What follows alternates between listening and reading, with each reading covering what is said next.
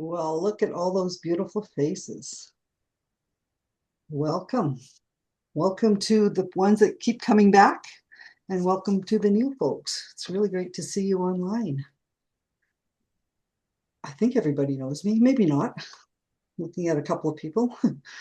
Sylvia, there you are. Sylvia's traveling all over BC and she's going to end up at the in-person conference from Oxford, UK. Amazing. All right, so for those of you that don't know me, my name is Lily Cito and I live in Victoria, BC, Canada. This is the traditional territory of the Wasanich and the Algonquin speaking people, who I honor and thank for looking after the lands for millennial. And let's see, who else is here? Damien, do you want to introduce yourself? Hey, good morning, good afternoon. Great to see you. We are here in the ninth conference. We have been working with Lily for 10 years with the American Coaching Supervision Network, and this is our ninth conference. And Mary, who is here to have been joining us. We have Jocelyn, who is not able to join us because she's on holidays in Spain through Europe. I don't know where is she now, but she has been helping us in the background, so I want to also acknowledge her. And we are looking forward to the session today. And I think half of the people are going to be able to join us in Victoria, Canada, where we had our first conference 9 years ago. So we're looking forward to starting today with many different activities and experiences. And for people who are able to join us in Victoria, Canada, we will continue the journey there in a couple of weeks. Mary, do you want to say hi? Yeah, Mary. Mary's come back to help us during the virtual session because Jocelyn's not available. So Mary's a very valued part of this team. Well, hello, everyone. I'm joining you from the unceded traditional territory of the Comox First Nation, which is halfway up Vancouver Island, British Columbia, for those who would like a geographic location. And I am going to be having dinner with Sylvie later today. So she's traveling in my neck of the woods. So I look forward to having dinner with her. And welcome, everyone. Many, many familiar faces. So it's lovely to be here assisting today. Thank you. And we'd love to know who's in the room as well. So if you don't mind putting your name and where you're calling in from in the chat, we'd like to see where people are from and who you are, some of you new folks, and some of you returnees. So thank you for doing that and indulging me on that. We want to thank our sponsors. Damien, can you just put up a quick slide on sponsors? We have ones that come back every year for 9 years, so we really appreciate ICF Global, EMCC Global. Row Roads has come back, and Row Roads is actually offering us their space this year for the in-person event. Hudson Institute has come on as a big sponsor. CSA is a big sponsor. Global Supervision Network also sponsors us. And then Damien and myself as sponsors. All right, I'm just going to pause and take a look at the chat and see where people are coming in from. Oman, yay, Benita. New York, yay, Turkey. Sydney, that's just across the road from me. Toronto, Brooklyn, Seattle, Romania, yay. Buenos Aires, yay, Claire. Seattle, that's a couple of hops for me as well. Johannesburg, Toronto, Oregon, Stafford, Virginia, Reggie, Shawnigan Lake, that's across the water from me.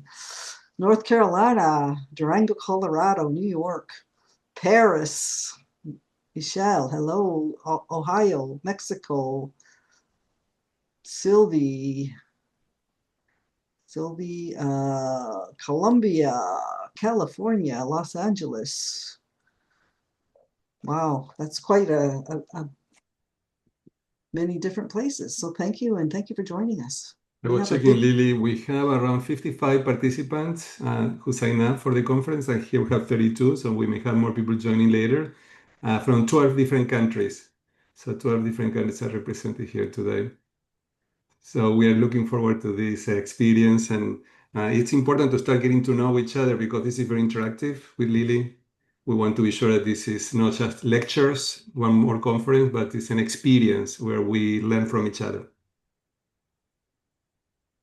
And we have Richmond and South Korea.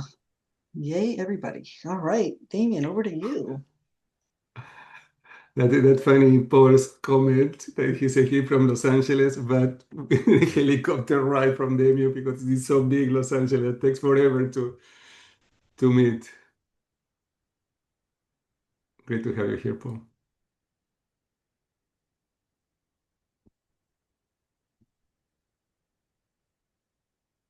Okay, so we're going to be sharing experiences, learning from each other, and that's the reason why when we were looking about the title and the topic and the theme for the conference with Lily, we decided to call this conference Mosaic.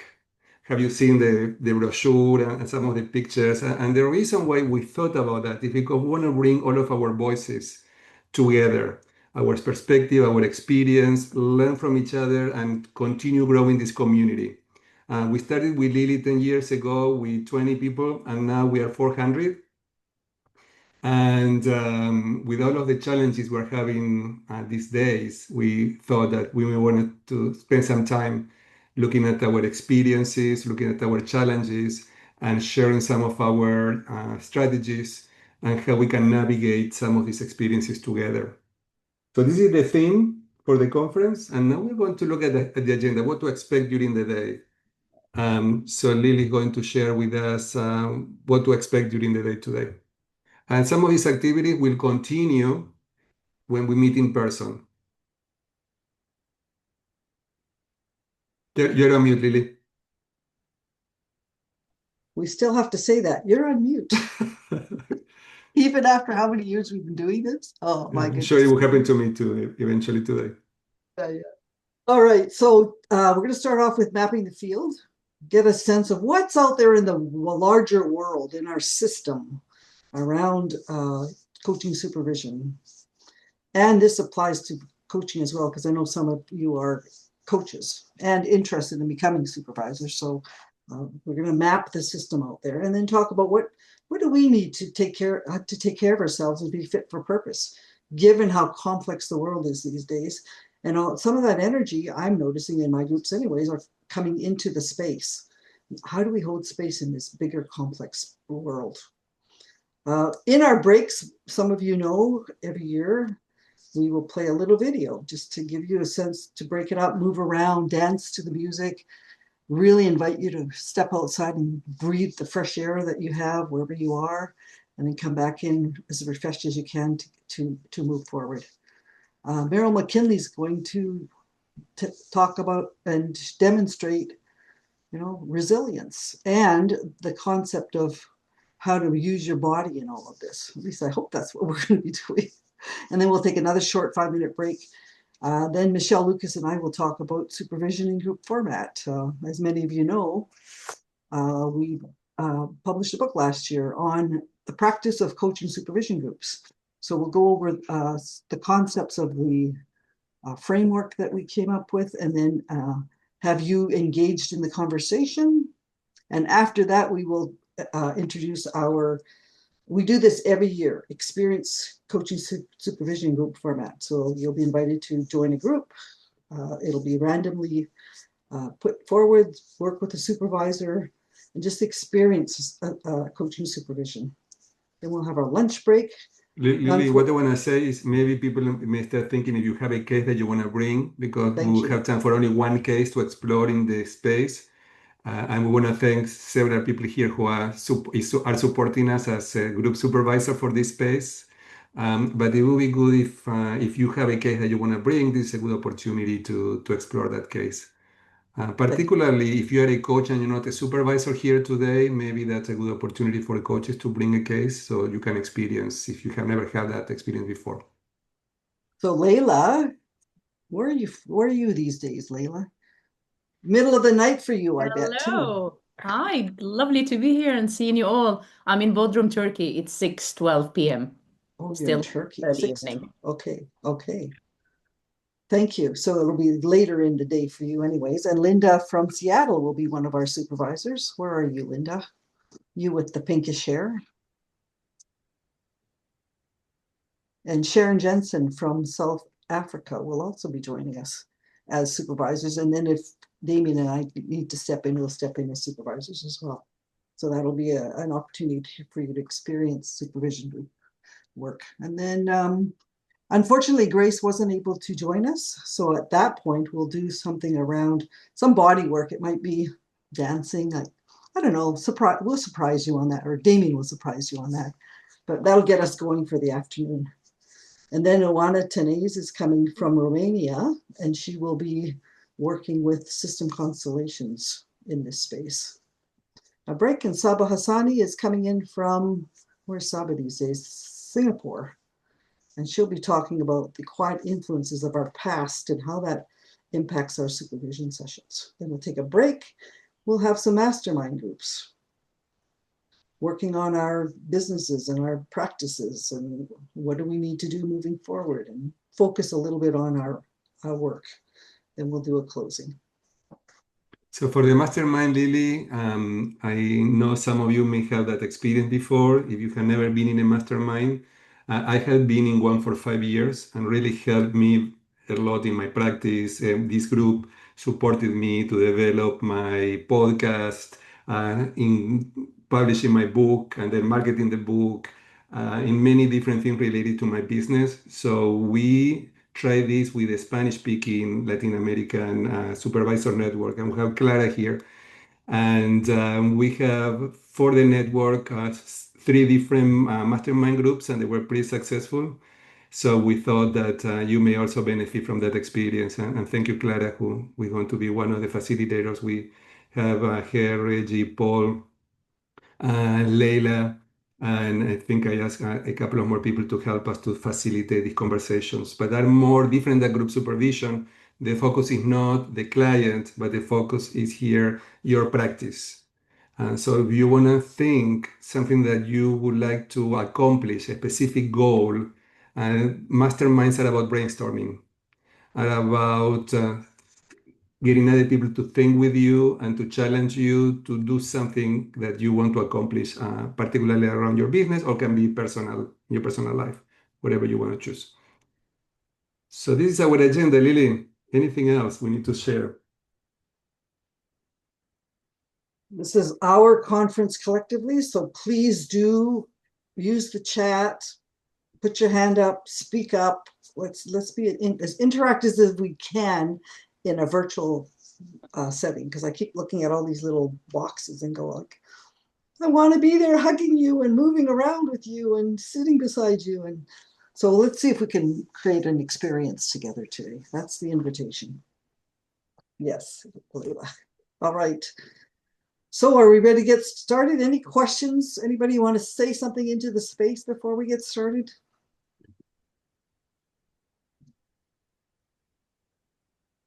You're awfully quiet. I know some of you, you're not quiet people. Okay, I'll go. I just say thank you. I'm excited to be here. I'm looking forward to learning with you. And I would also like to hug people, but you're a far trek from Buenos Aires. Buenos Hi, Aires. Paul, and hi, Michelle, and a lot of people I love and know. Nice to see you, Clara. And also Clara is representing one of our sponsors, EMCC. Clara, who lives in Buenos Aires, is the chair of the EMCC. What is called, Clara, exactly the Center for name? Excellence. Center for Excellence on EMCC has Supervision. different centers, yeah. Good to have Thank you you, here. And I Clara. want to also acknowledge Kate Jace, that is representing EMCC. So Kate, welcome to come here, one of our sponsors for the conference. Where are Kate, you? what is your Can position at can you ICF? Do wave? you want to introduce yourself so people get to know you? Yeah, absolutely. Thank you Oh, so much. I am a credentialing specialist for ICF Credentials and Standards. So I'm not a coach or a coaching supervisor myself, but it's really important to understand coaching supervision better as part of my role. So I'm super excited to be here. Thank you so much. Great. Welcome, great to have you. And there are a lot of news around the position of ICF around coaching supervision. We were talking with yeah. Lily about our first conference. Lily, do you want to share how I get in trouble 9 years ago in our first conference in Canada too? how many were at that conference? Anybody I know the heard? story, Lori but I was was not there. there. Laurie was there. Anybody else? I'm Mary just was checking. there. Mary was Mary there? Oh, and Maria, of course, Ines, you were there. Were you there? Catherine is raising her hand. Catherine? Yes. And Damien was the ICF global president at the time. And he gets up on stage and he says, I think coaching supervision should be mandatory. And he sparked a storm in the world, like literally across the world. People heard that. And I don't know if you can still get on ICF blogs, but there was a whole blog that went on and on about supervision and what a waste of time, and just like, anyways, it was quite the controversy. Yeah, I got in trouble. But listen, 10 years later, 10 here years we are. later, ICF is introducing coaching supervision. Mm. It took 10 years. Amazing. Oh, Yeah. And Sharon. DMCC has had it for quite some time Yeah. already. And there's also Lila here from EMCC, Damien, Hello. and she's my peer in diversity and inclusion. She has Indeed. recently taken over. So we're Yep. working together with the CFEs. Great. Absolutely. So I'm leading now the diversity and inclusion and equality at the MCC Global. So Mhm. love to connect and love working with Clara, and we're gonna meet at in Croatia in a few weeks for the EMCC Global Conference. So those of you who will be joining us, would love to see you in person. That is where we can hug. Absolutely. Absolutely, Clara. Looking forward to it. I'll be missing Me that one too. this year, unfortunately. There are So a couple of Sharon raised her hands up. hand. Sharon, Yeah. yes, Sharon, go ahead.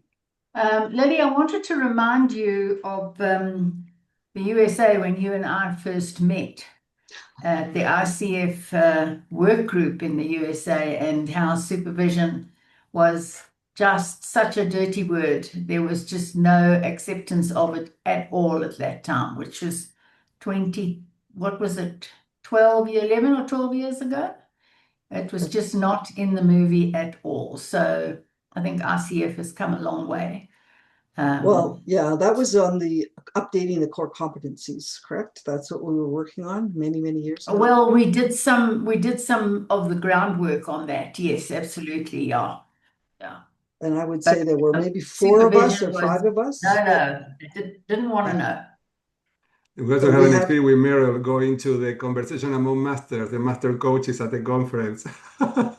They were not very friendly with us. We started talking about supervision. Ines, great to have you here. Ines, I want to introduce you for people who do not know her. She was in the credentialing board from ICF for a few years, and she did have a role in bringing more visibility to supervision in the ICF credentialing board. And I think you have the opportunity to influence in some way where we are today. So thank you for your part on that. Well, you raise your hand. I want to ask people to know if they don't know you. Thank you. Thank you. I'm so glad to see how far we've gone since, I don't know, I think it was cohort 6. And now how many cohorts do you have of supervisors? And I wanted to say that it was a game changer for me. And yes, I agree. I served 2 terms as in the board, credentials and standards. And there's been a lot of research and groundwork that took us today here. So I understand that maybe ICF feels like it went little by little, and I have here colleagues that have been part at that research process. So it's been a long way, and it's not only making it mandatory because it should, is building awareness of the benefits that brings to the coaching career and to the coaches, to us coaches, and not to mention team coaches. So we're here for the right reasons with the credentials, in my perspective. So thank you, and I'm so glad to still be here and meeting with all the familiar faces and continue the next 10, 12 years. Thank you.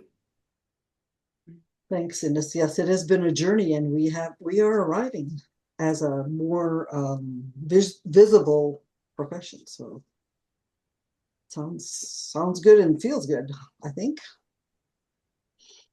All right, shall we get moving? Anyone else want to say something before we move on?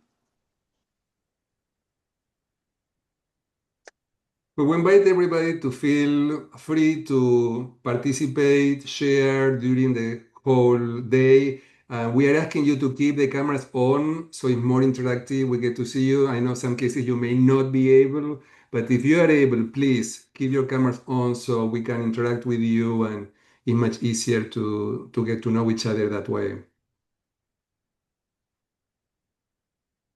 Anything else in terms of we're going to be having group supervision, mastermind. We briefly later are going to talk about some of the ground rules, but we expect what we expect in other spaces where we keep confidentiality between the personal experiences that we share, that we listen to each other, we respect each other, we support each other.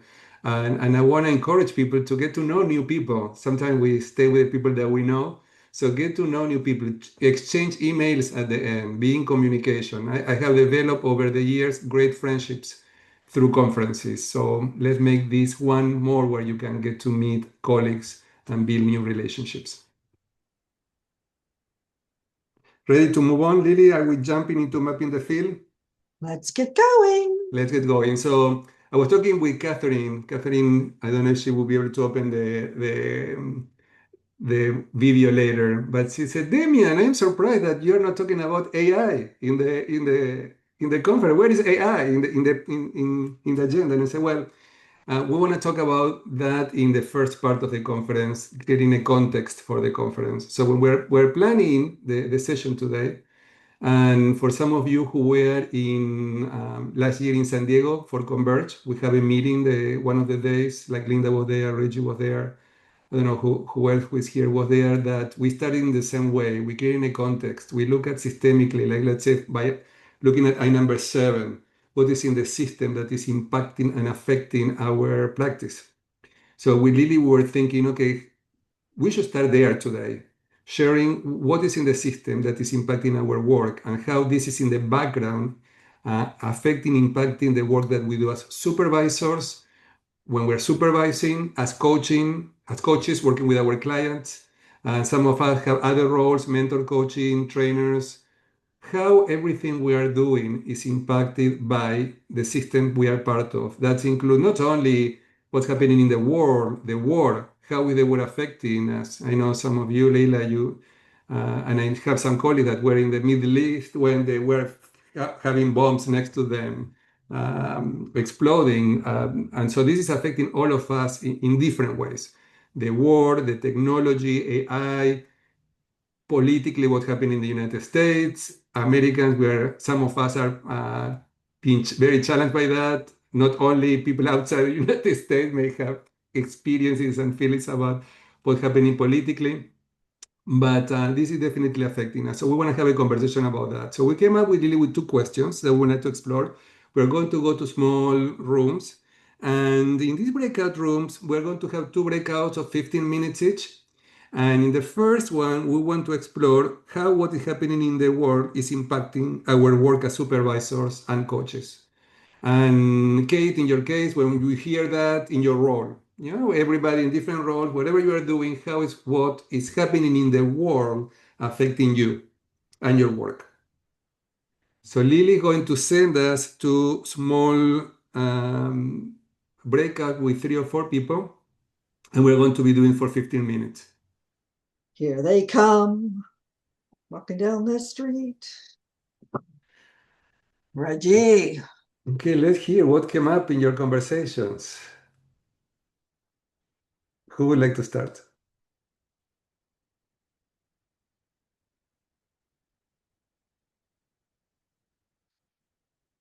I'll go since I got called out Great. by my dear friend Let Lily. me put the spotlight so everybody can see you well. Yeah, at a high level, what came up I'll say for us is we ended on the complexities that are presented where perhaps given prior situations, would not have made it possible for us to have seen them or experienced them. But now, since we have, like once you see it, you can't unsee it. Or things that occur that now increase your awareness. Not that we put a number on it, like tenfold. So what we're aware of now either didn't exist before, or we didn't see it the same way before. Anything in particular, Reggie, around that?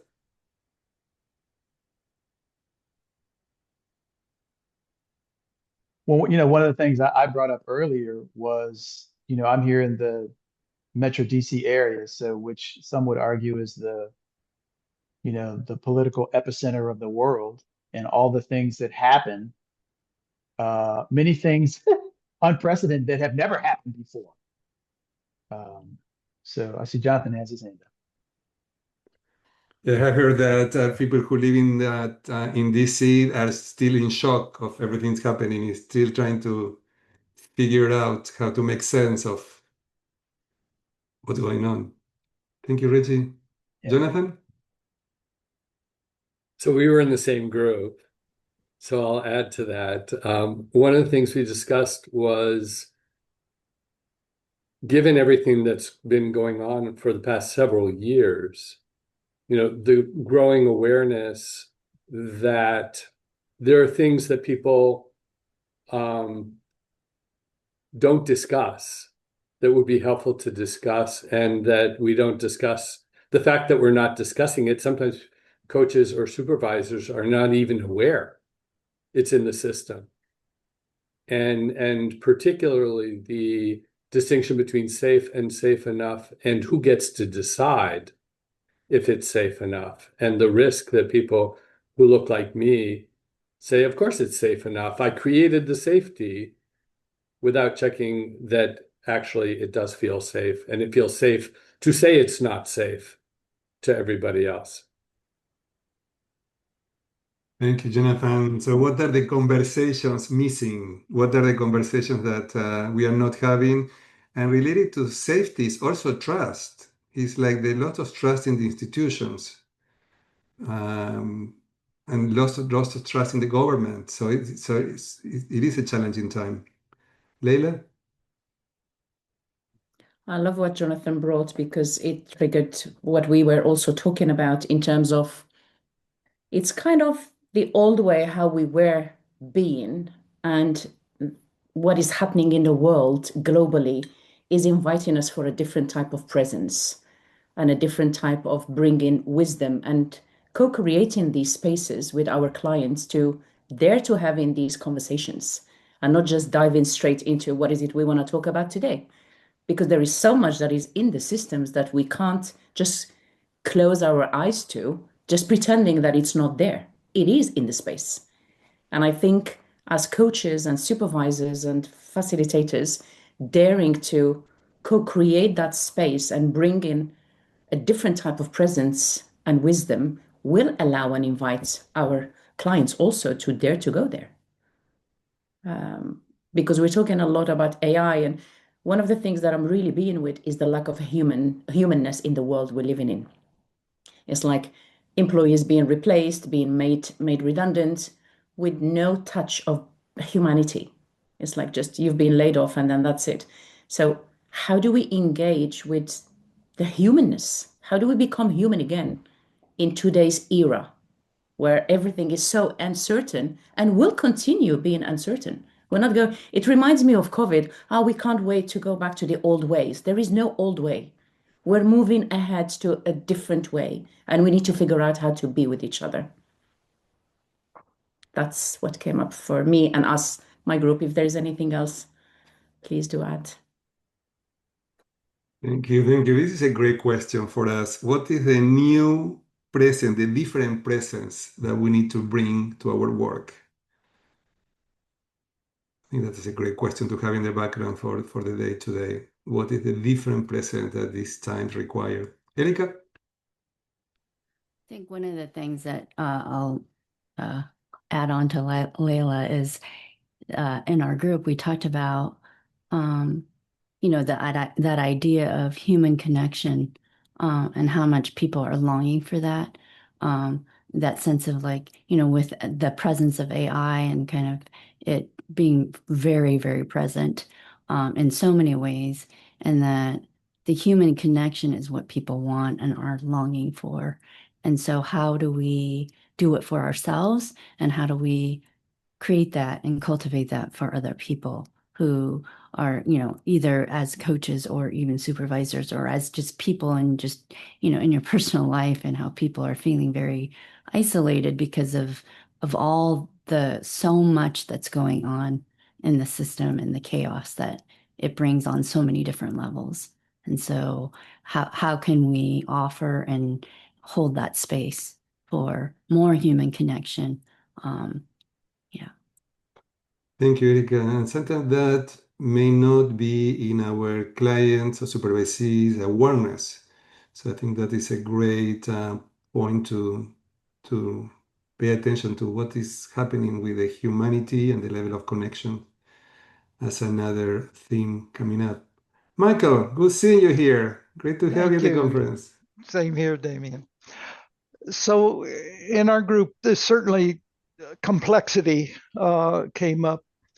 And AI was mentioned. I realized that AI, in a lot of ways, is not top of mind for me, and it's kind of an escape. What's showing up for me is the violence that's happening in the world. It's happening. It's impacting my clients. It's impacting every organization I have a connection with, in terms of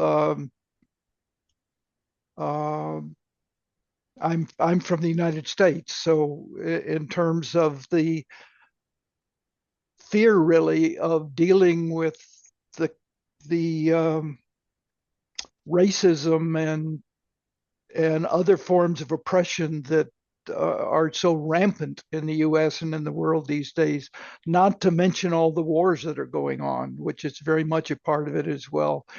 And with my clients, and it's in me too, the struggle with, and maybe it's an issue of trust, it's an issue of fear, but the struggle with being able to talk about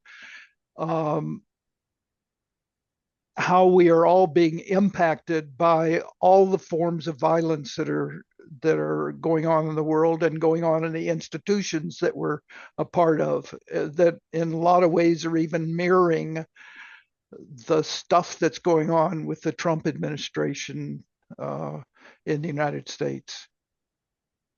So thank you. That's where I No, am. thank you, Michael. Thank you. This is interesting that you bring to the conversation the different levels of violence that we may or may not be aware that we are and how we are impacted by that. Linda, Yes, hey. Damien.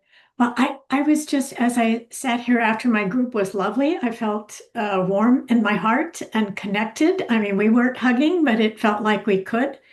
And I was thinking of the contrast between that beautiful song that you started with, Imagine, that I was a young person when that song was popular, and how at that time I think many of us really did dream that there was a world where we were all connected.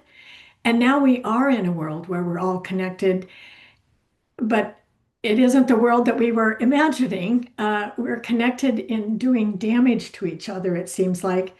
And that as supervisors, we have the opportunity to create a 60-minute space that can be safe for our coaches to imagine what it would be like and to see if they can refuel their optimism about a better world when it seems like so many things are crumbling or being taken apart around us.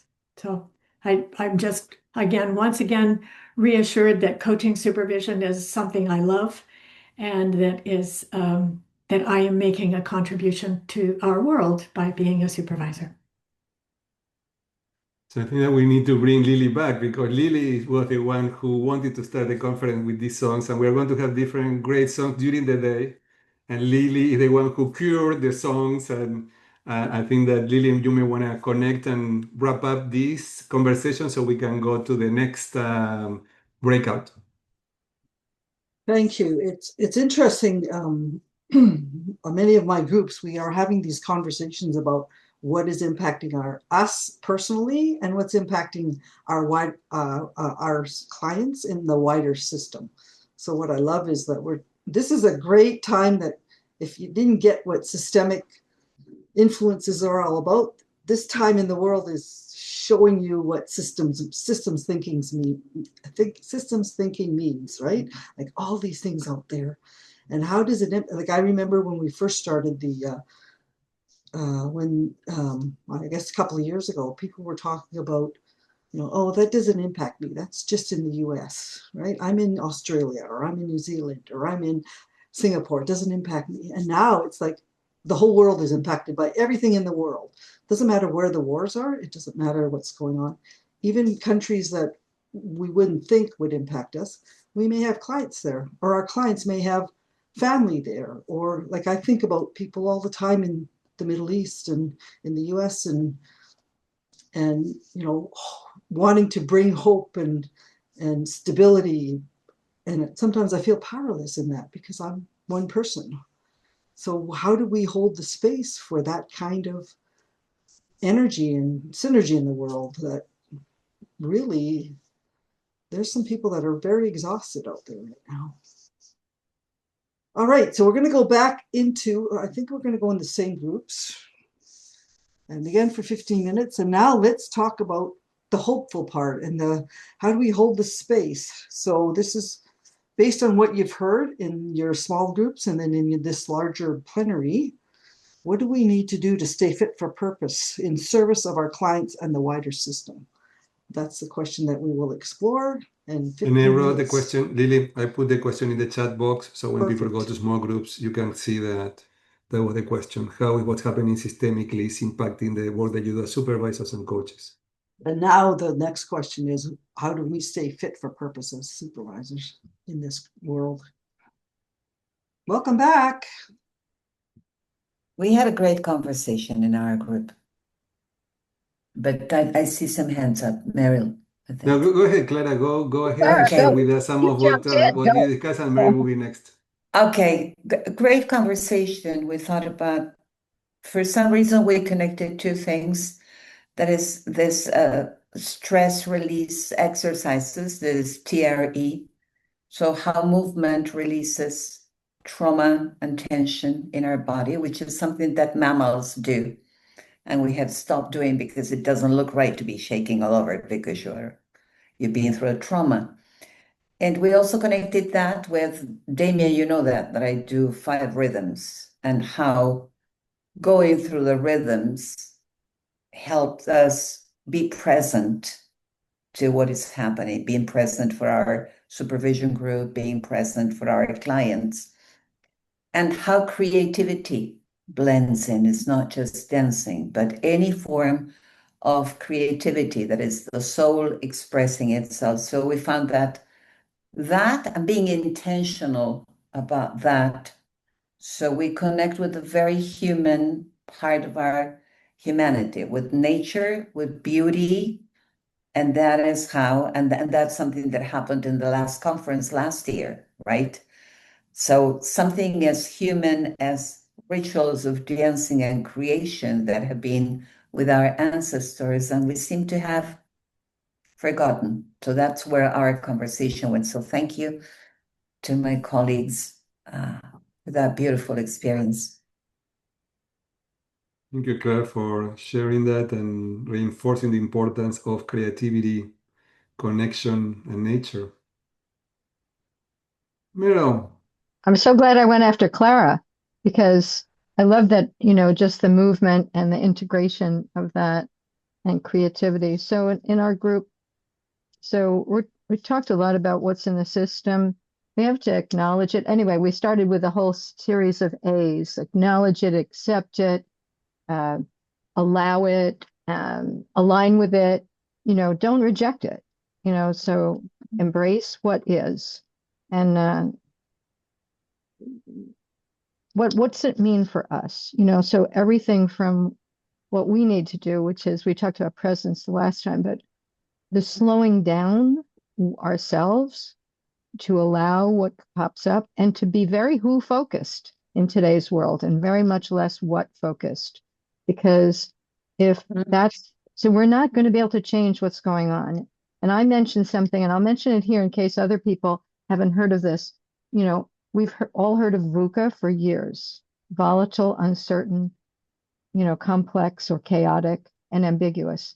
But I wonder how many people know the work of the futurist Jaime Casio, who has coined what's the impact on society of long-term VUCA, and he calls it Bonnie, the Bonnie effect, where people have become brittle, anxious. The world is non-linear now, no cause and effect visible, and incomprehensible in amount of information. So if we're going to come from a hopeful place coming forward, so we do have to still have this empathy, this presence, and be in the here and now. We can't be talking about, we don't have time when people are anxious, talk about their vision right now. Maybe the vision comes later. It's a healing proposition. But what is in the here and now? What is in the space today that we can take action and the person can get some, hands-on relief, experiment with something rather than have the mind go off in a tangent, which is usually going to be a negative spiral or anger. And they're all legitimate. So now we need our EQ muscles out even more. And the EQ muscle is not just I don't think just to note the impact my emotions are having on other people's emotions or what they're going through, but am I able to come from a hopeful place on behalf of someone? Am I able to hold that place? That's presence on steroids from my perspective. So, and my group is great, and you should put us in more breakout rooms for the rest of our lives. Thank you, Marilyn. What you're bringing is interesting because what we experience in the background is that uncertainty and that anxiety and that fear. And with that fear, also that anger. And I will add sometimes even sadness for what you see looking around us because of the war and other things happening. So bringing that space of hope, I think maybe is related to the new presence that we are exploring here together that we need to bring to our work. So thank you for that. Let's hear from Richard. Richard. There we go. Hi. So we sort of directly answering the question in our group, we sort of lent in first to sort of regulation, co-regulation, societal regulation, and all of that as how we can be fit for purpose and help the coaches we supervise be fit for purpose.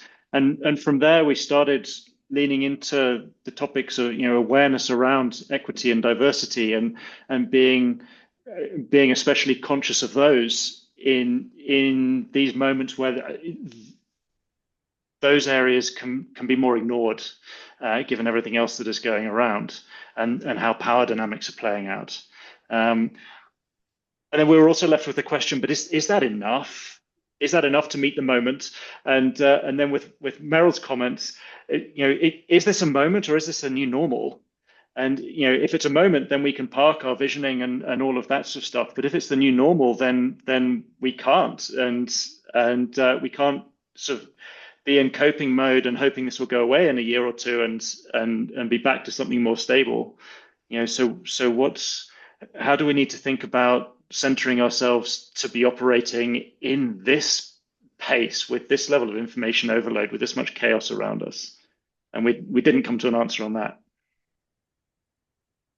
Well, this is for all of us to have in the background because we all are looking for many questions and we do not find the answers. So how we navigate that uncertainty. And it's interesting when you talk about equity and diversity and how it can be ignored. In the United States, in sometimes it's completely removed, mandatory from programs and plans and people losing their jobs if they are working in that area in their organizations. Particularly, I work in universities, for example, to avoid losing funding. So this is as scary, upsetting, unfair. Who else would like to share? We have a few more minutes before we wrap up. Sherry Lily, has, you want to say something? yeah, Sherry had something that I think is quite important to share. Do you want to share a little bit, Sherry? Yeah, I'm just, your question was, how do we stay fit for purpose? And I think, supervision, of course, it's a great place to regularly step out of our work to reflect on it, and invite challenge to our assumptions as well and our patterns. And then there's this, I'm going to say examining and playing with and unearthing our autobiographies and our triggers and different things like that as well. Yeah, and our loyalties, like, yeah, those hidden loyalties. What am I loyal to? That might not be conscious. Thanks for that, Sherry. Jonathan. I think also building on the previous discussion, I think to be fit for purpose as supervisors, we have to be better and better at being willing to decide when to bring something up that the client isn't bringing up, to possibly unlearn ideas around agendas and, we're not supposed to say something because of our role. And there's some discernment around this. So I think that it's a skill that we can build. Thanks, Jonathan. That actually is where I've been thinking a lot about, is like, it's not only like what's happening today and how do we work with today, but also thinking ahead, thinking about what do we sense is happening in the world or in the energy around us, and how do we integrate that into our worlds, our practice. And it's not about, like somebody said, it's not about ignoring it or and it's not even about accepting it. It's more about how do we work with it. Benita, nice to see you. It must be late for you too. It's not bad. It's only 8:30. Oh, okay. Okay. So and thank you, the way you ended your talk, your feedback there, Lily, because to me the answer is love. That's what makes us human at the end of the day. And how do we, and I don't mean intimate love, of course, I mean, how do we love what's in front of us right now? Ooh, that's We quite don't have to like provocative. it. We absolutely don't have to like it, but it's here. So I don't have to like it, but I have to throw some love at it. Yeah. Or encase it with love. That's going to be a challenge for me anyways. So I'll certainly take that away and consider it and think about it for sure. Thank you for that. It's a great way to end the conversation. A little bit with love, provocative. I think Thank you. we cannot continue. I think it's a perfect place to bring our love to our work and to all of this complexity and challenges that we're experiencing. And the question may be, how do we do that? How do we bring love to our work with every client in every situation that is appropriate? And I think that is a great reflection to wrap up this section and go to our first break for 5 minutes. And then we will come back. Merle is going to be doing a body work. We asked Merle to do something physical with our body to move a little bit. And then after that, we are going to have the group supervision discussion and experience. So we get ready for a 5-minute break? Yeah. So I suggest people not stay in front of the computer, stand up, move around, get your body in movement to be able to be here all day. To the spotlight. Okay, so we asked, Merle had been supporting us at the conference for years now. I don't know in how many conferences have you already have done exercises and activities, and during the American Coaching Supervision Network over the years also you have been a guest presenter many times. So thank you for your continued support in the work we do with Lily. We believe that body work is important as supervisors to integrate it to work as supervisors and coaches. And Mel, why don't you share a little bit about you, like in 1 minute, so people get to know you if they don't know you? So, first of all, I'm Merle McKinley, a non-technical genius. And I've been 25 years as a somatic coach, or as I like to say, I've been in the embodied transformation practitioner. I live in Santa Rosa. I'm on the Strozzi Institute for Somatic Staff, where I mentor and teach somatic coaching. I'm an MCC, ESIA, and also a master somatic coach. So today what we're going to do is I'm going to talk a little bit, just give you some orientation to what somatics is versus embodied transformation. Then I'm going to talk about resilience, what resilience is and what it's not. Then we'll do a practice to discover your resilience. When I was thinking, and Damien invited me to make this presentation, I said to myself, so I know a lot of stuff about somatics. I've been in this biz for a long, long time. What's a practice that opens up a whole new world for people? So that's my intention today, is to open up a new world for you. So let me just basically say what somatics is from an embodied transformation perspective. We hear this word all the time. Oh, somatics, somatics, somatics, somatics. But somatics is not adding a body-based experience to psychotherapy or an organizational setting. It's not bringing your attention to your body sensations. Now, this is from an embodied transformation perspective. You know, in the West, we fundamentally live in a bit of a disembodied set of cultural practices. We go to the gym, we make ourselves look nice, we don't kind of pay too much attention to the inner workings of ourselves. And as such, these distinctions around body-based work can get rather messy. So anything basically to do with the body can be called somatics. So now what is embodied transformation? It's a path, it's a methodology or change theory by which we can embody transformation, either individually or collective. It shows up consistently over time in our actions, our ways of being, how we relate or perceive the world. So under pressure, we can be, act, and relate consistent with our values. So if my value is to be respectful and dignify other people, when I get under pressure, I can revert to a little bit of anger or being bothered. That would be my value, is to dignify and respect people. But under pressure, sometimes I lose that. So in embodied transformation, when under pressure, we can act, think, and relate consistent with our values, not the habitual biological that's in us. And we react less of the time, and we respond with more skillful, purposeful actions more of the time. When we connect with the evolutionary intelligence of the body, with the mind and the spirit, powerful change and healing is available. So that's embodied transformation. Now, resilience as a body-based embodied transformation perspective. Resilience is an inherent capacity that happens long before trauma, systematic trauma, and hurt. It is inherent in us.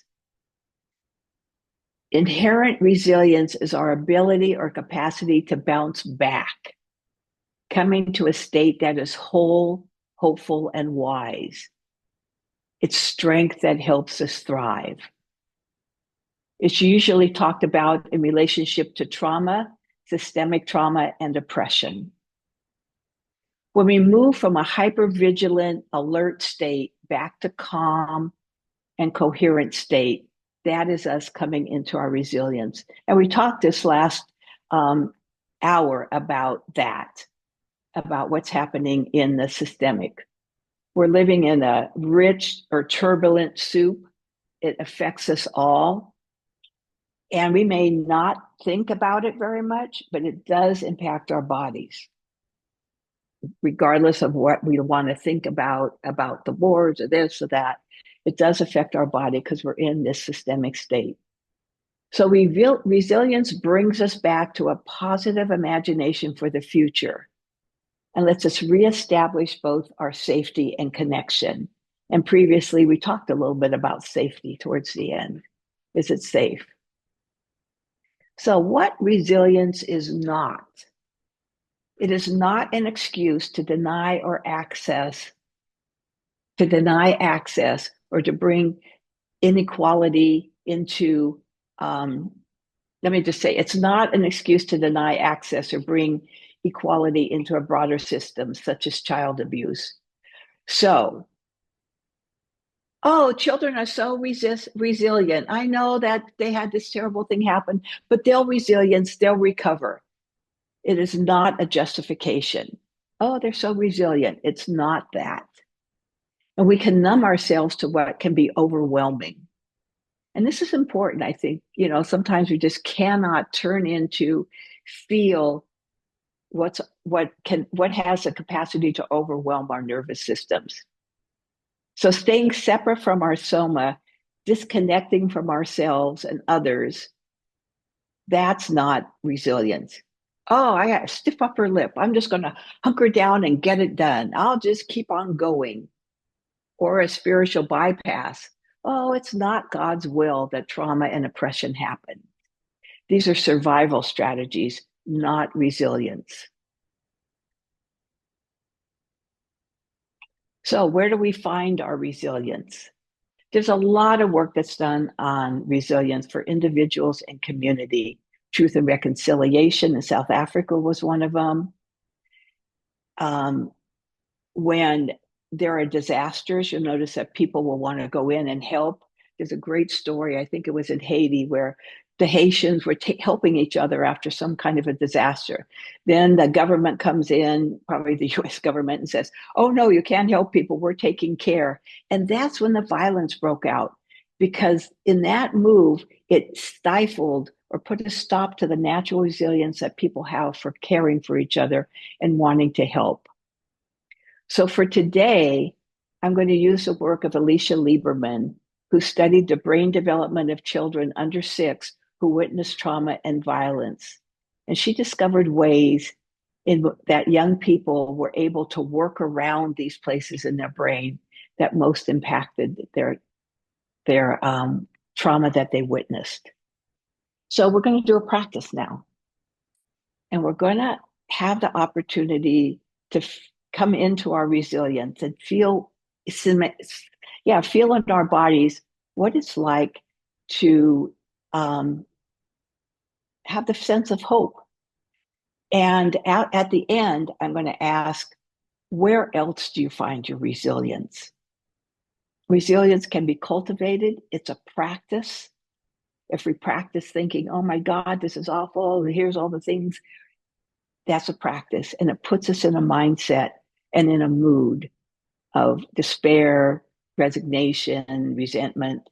But if we cultivate resilience, if we can cultivate hope, it changes our perspective. It has us see the world. It has us see possibilities. And it has us be more useful and of value to our clients and the people that we react with. So we're going to begin now. And what I want you all to do, you're welcome to close your eyes if you'd like, is to just take a nice big breath. And as you settle, feel your hips and thighs on this chair.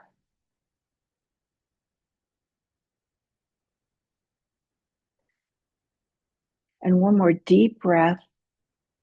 I'm going to ask that you open your chest this time just a little bit wider.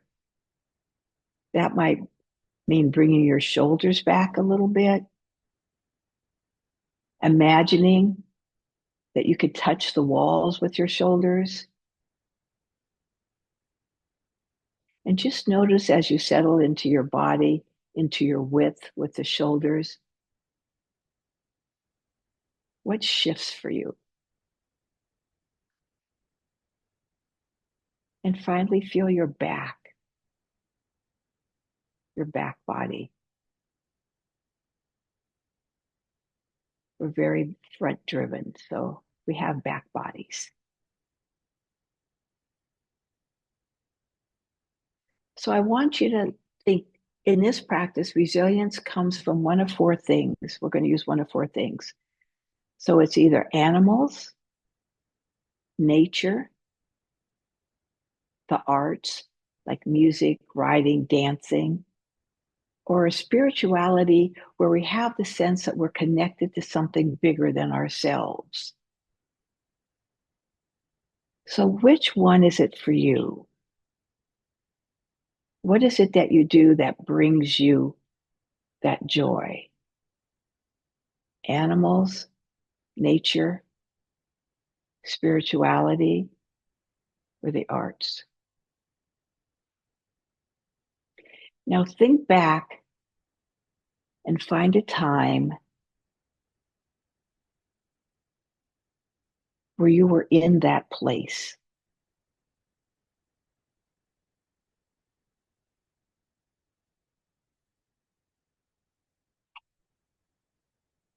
What's it look like there?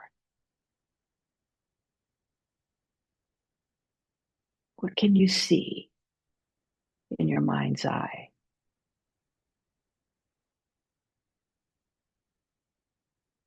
Now, what's the temperature? Feel with your skin that temperature.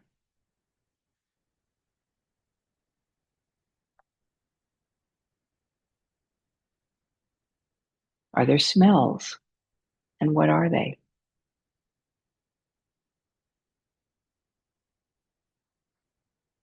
Sounds.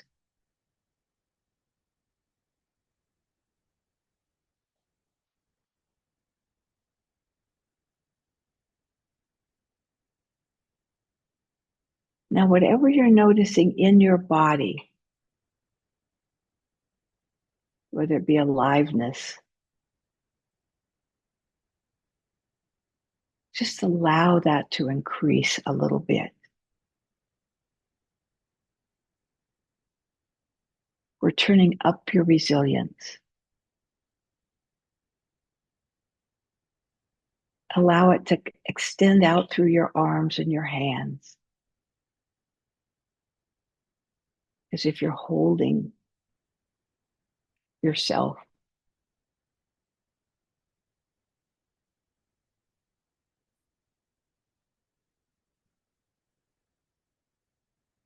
Allow your heart to feel that.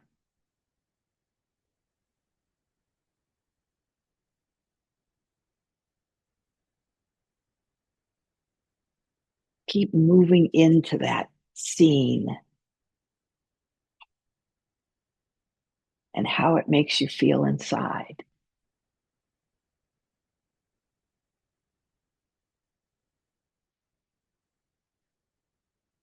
Now let that come into the lower half of your body in this aliveness.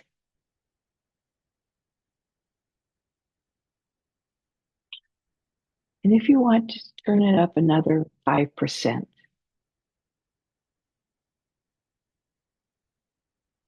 Let that fill in your back.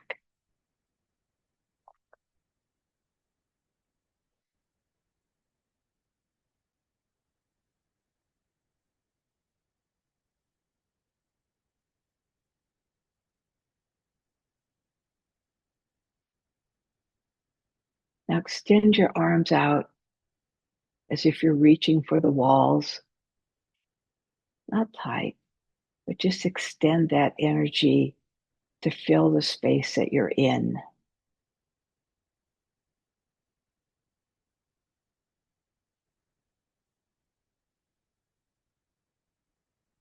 Again, you're feeling into yourself.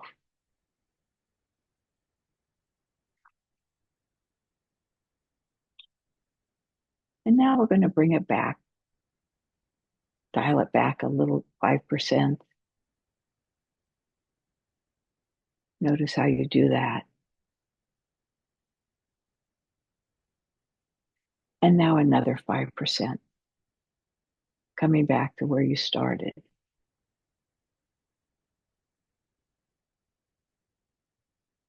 And take a moment to feel deep inside What's shifted in your mood? Where in your body do you feel expanded?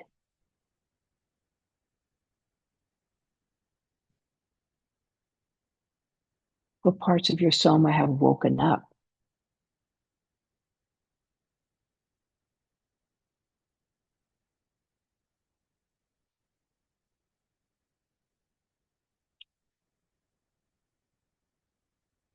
And just appreciate that we have this capacity to feel and make some sense out of it.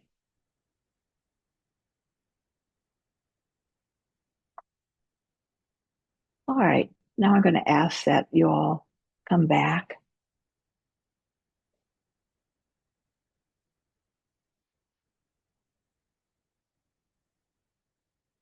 Now you can put in the chat or raise your hand. I'm going to get the gallery view here just to hear what you discovered about resilience as a somatic practice.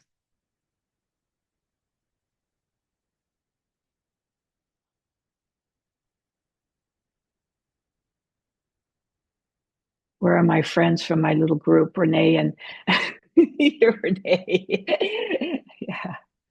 I have a And, question. and Ruth. Yeah, Ruth. Do you yeah. have that on tape? Like, I would like to be able to slip into that. Yeah. You know, the word that comes for me is intention. Like to do it's a practice, right? That's what I wrote down from our conversation before. And the practice of resilience, like I owe it to myself and my my coaching and the people that are in my system for me to take this time and be intentional about this. So thank you. Yeah, thanks, Renee.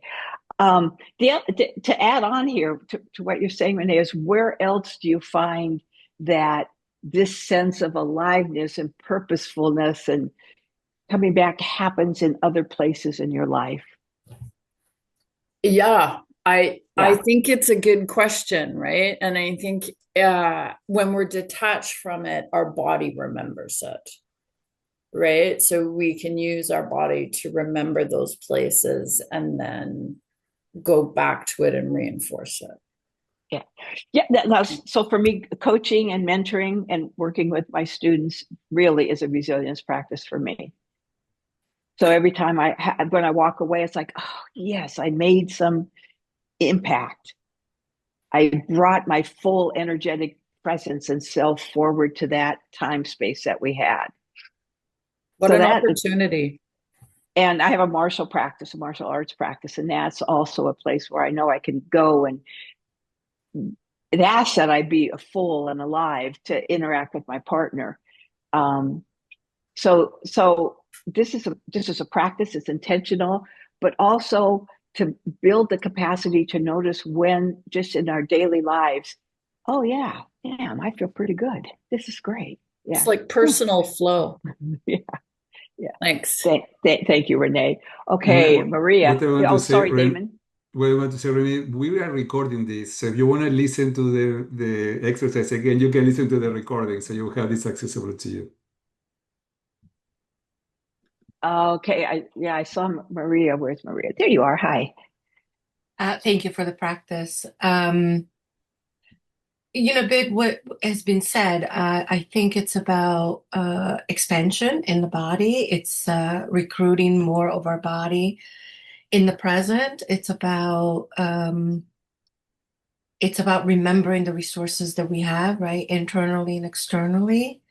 It's a continuous practice that I think we need to do every day and invite our clients to be in. So I really appreciate it. Thank you. Thank you. Murray, can I ask you? Oh, I see your kitty back there. It's always nice to have animals join us. Is anything that you feel like you'd like to share? You know, just an invitation here about what you notice for yourself. Yeah, when I do the practice, there's so much more than that fear or that worry or that moment. So the moment expands, and so I just feel more resourced. That's very nice. Yeah, that's what we're looking for here, is that more resource, like just more of you. You can bring more of you to the moment. Right. Right. And like you're saying, building the capacity, it's like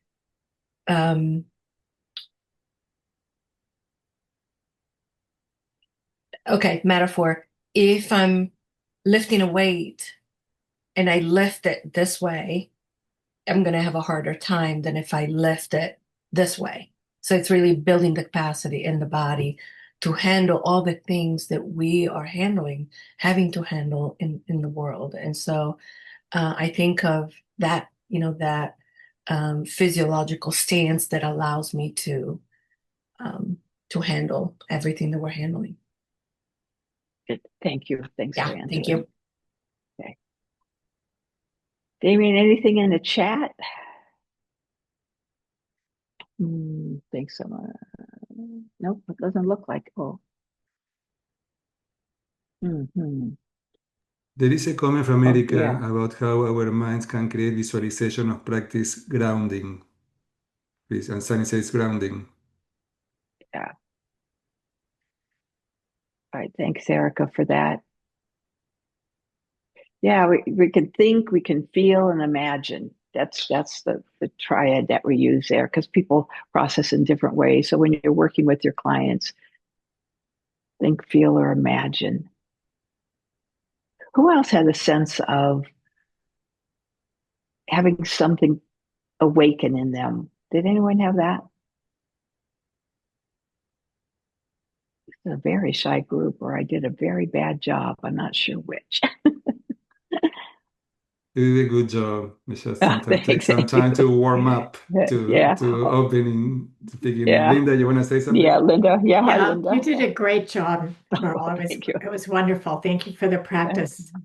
I noticed especially when we were beginning and you were talking about breathing and then opening in different places in my back body, I could feel the energy going from here down.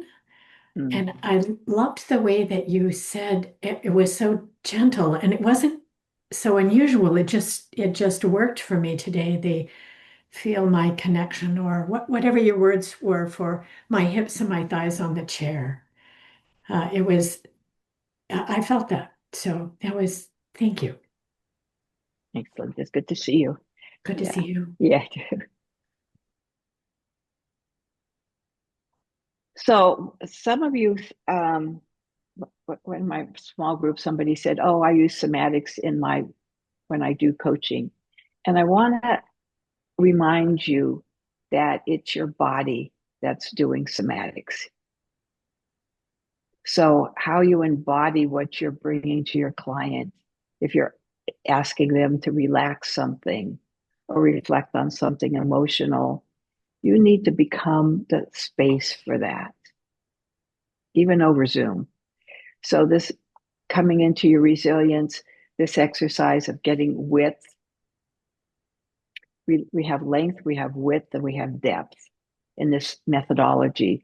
So width allows us to open this part of our body, coming down into your hips and thighs, gives you depth, and it makes a space for the client to want to come forward.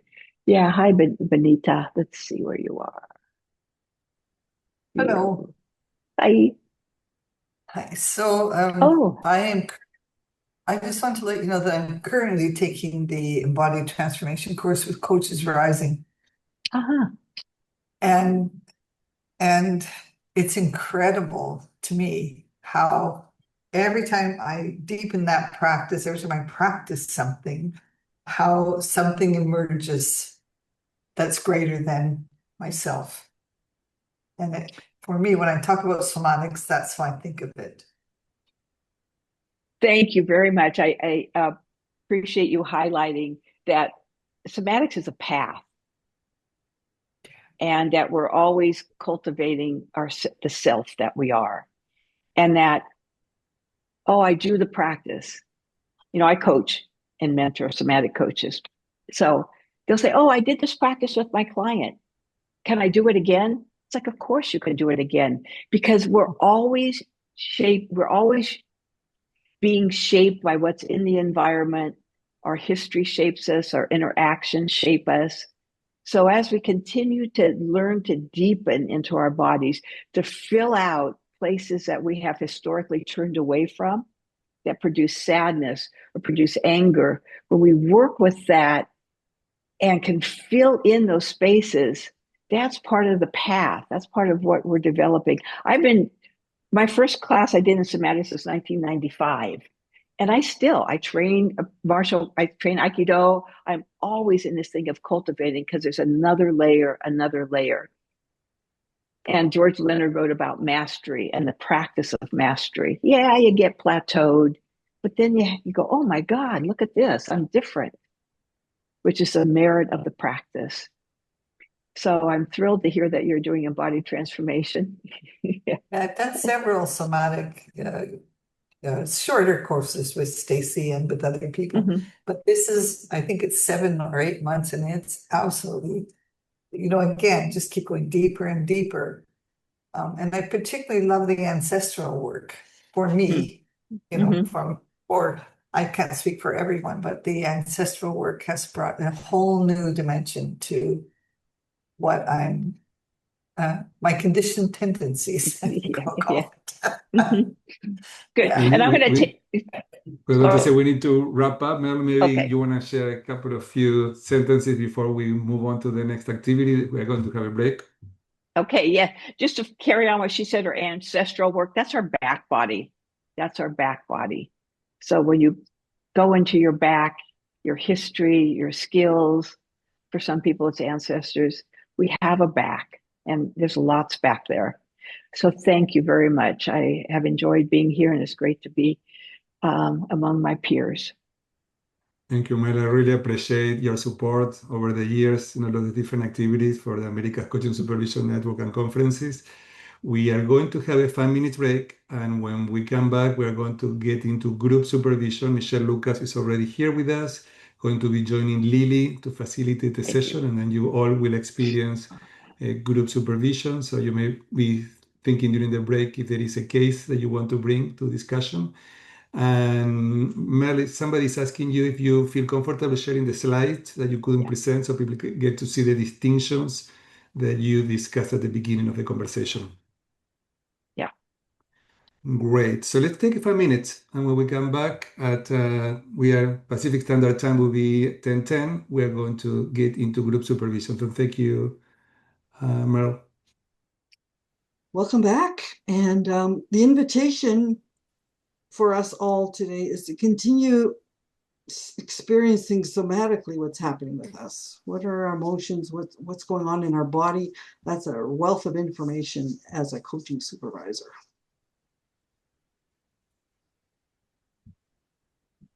Michelle, why don't you introduce yourself as the co-facilitator of this next session? Thank you, Lily. Yes, lovely to be here. I just kind of scooted in. Been working with clients the rest of the day, so I'm just arriving. I'm just settling, and looking forward to the next hour or so, where we'll talk a little bit about group supervision in particular. Lily, what's with me is when Damien positioned this next session, I think he said that we would be doing practical supervision, but in fact, I think that's the next but one session, and this is really more about our circles framework. So just wanted to check that I'm in the right place and I'm doing the right thing. That is correct. So yes. I meant after you do that session. After you do that session, then there will be a practice. Fair enough. And you, Lily, how are you? I'm great. Had a great session so far in my mind. I don't know if that's true for everyone, but for me, it's been really good. Thoughtful comments and some sensing and some looking at our larger system, coaching supervision. So all of that's been been fascinating. I've been provoked by a couple of thoughts that I need to go away and work on. It's great. Lily, I right. just wanted to know something. This is Meryl. There is some black blocking out. There you go, just removed. In a lot of the slides, there's this black thing that blocks out some of the slides. So now it's not right now. Thank you. You know what that was, and for anyone else is if you have your chat up while you have slides on, it'll give you a black block. Yeah. So I just learned that. It's like, oh, what is that ugly looking thing? Thank that doesn't you. belong there. Okay, thanks for that, Meryl. All right, so let's get started then. And again, this is a conversation, so we're not wanting to be lecturers here. We want you to sense and feel and work with the material and see what if it works for you. But let's start with a show of hands. How many are in supervision groups or facilitate supervision groups or other types of groups? Just get a show of hands, a sense. So maybe half. Okay. How many actually participate as a participant, a supervisee in a group? Show of hands. Okay, about half again. Thank you for that. Just get a sense of who's here. So today, what Michelle and I would like to do is introduce a conversation around the circles framework. What happened was Damien and I used to teach a course called Group Supervision. And what we realized and noticed was there was no book that sort of gave you a framework or a process or like a continuum of how the supervision groups develop and how to get them going and all of that. We got pieces of, there were a couple of great books with topics of group supervision, but not one that could take you through a process. So and then Damien got busy, so I invited Michelle into the space. Michelle has a number of books, as you all know. The big famous one is the 101 Creative Ways to Supervise, one of my favorite books. And so we came up with this circles framework, and it's not a model, it's more of a framework to things to look at, things to pay attention to, how to hold space in a group, what happens in the group cycle. We've got the storming, forming, norming, performing, but this one is more focused on supervision groups because that's more for teams. And we've had some debates about what's the difference between clinical supervision and group coaching supervision. And we had some focus groups. So it was a really nice project to work on from that perspective. And we wanted to invite contributors that aren't the usual suspects in our industry, and have experience with group supervision, specifically for coaching. Just going to pause. Damien, did you have something to say? You've got your hand raised. No, I'm just noticing that we have some of our contributors in the audience today, which is nice to see. Yes, and we'll really draw on them to have invite the conversations as well. Damien, did you have your hand up? No, sorry, I don't know why that came up. It would take down. Cool. So we're going to give you a little bit of background on the framework. Please work with the material. Bring up, Bridget is a great book. That's what was a nice basic. Thank you for that, Michelle. And it's dated, and it actually is a clinical supervision group book. So we really wanted to update that to coaching and make some of the distinctions. But yes, that was the book that we were using, was Proctor, and then a number of articles and journal articles that we had found.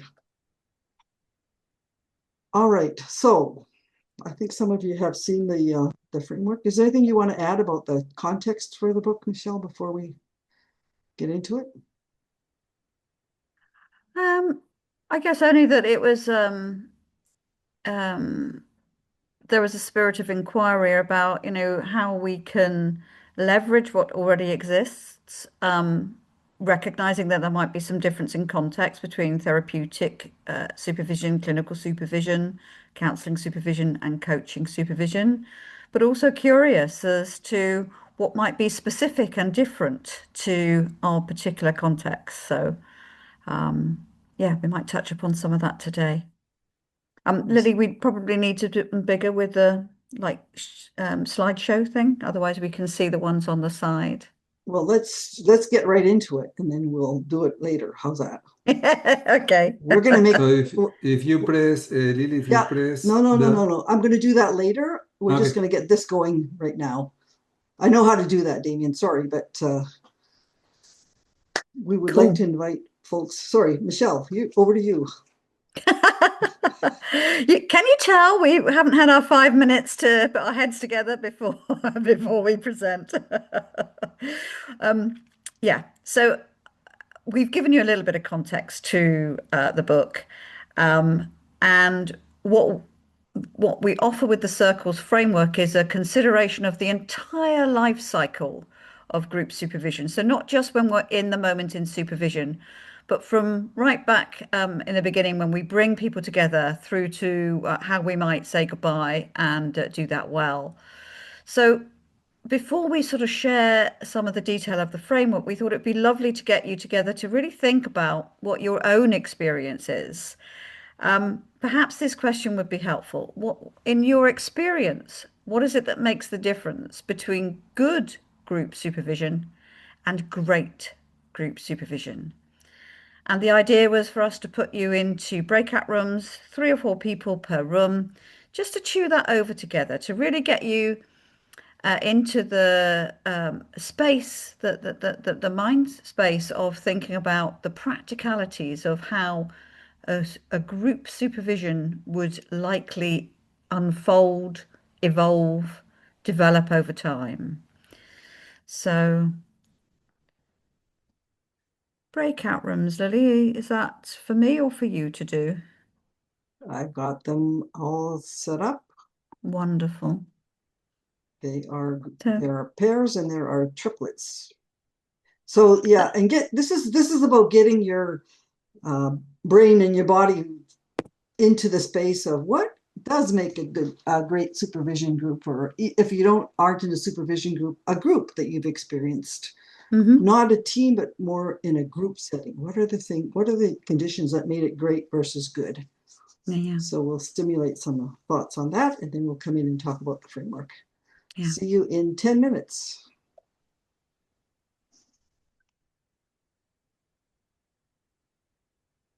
Let's hear a few thoughts on what made the difference between good and great. And feel free to use the chat as well.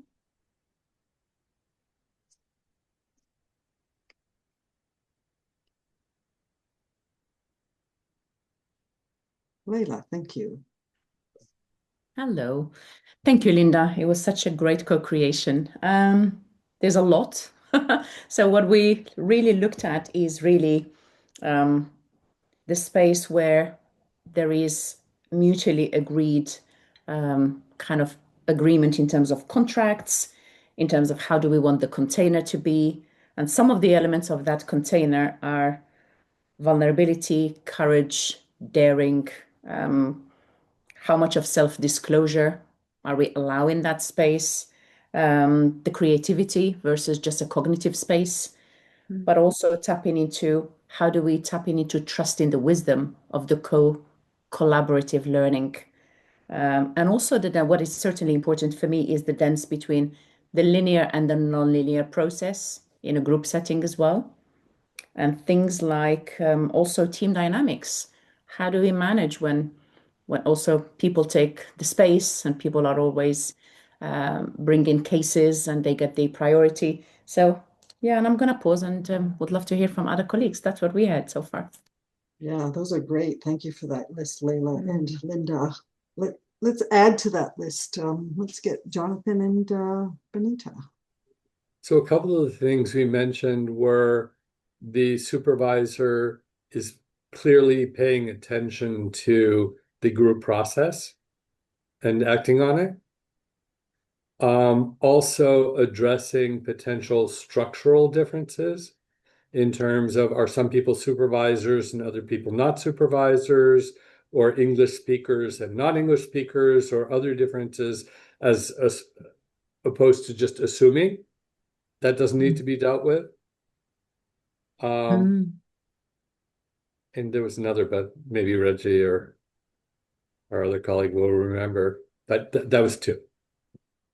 The role of the Thank you. supervisor either being a facilitator or like what the role of the supervisor themselves.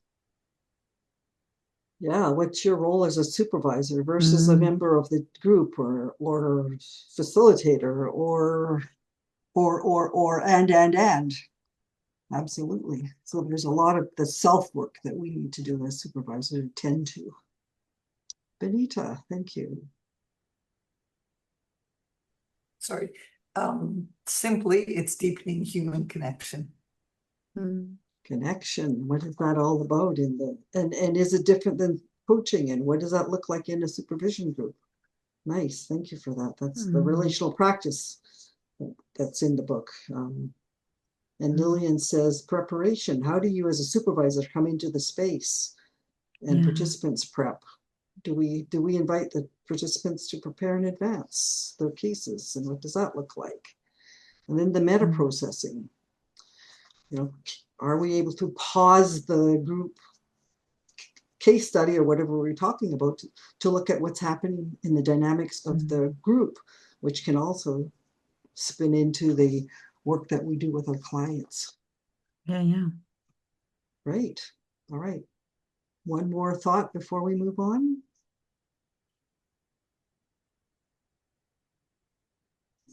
All right.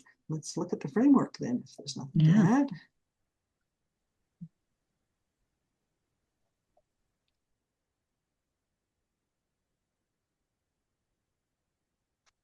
There's that lovely black box again. All right. So our intention here is to create flow to show that this is not a linear framework, and we can spend lots of time in certain places and less in others, depending on the group that we're working with. And those of you that work with groups and in groups, you may notice that every group has its own personality. At least that's what I'm finding. And what does that look like? And where is the group in the overall space of group development? So these are the main chapters of the book, and then there's 3 more of application. And we've got the contributors beside the chapter as well, so that we can honor the work that was done.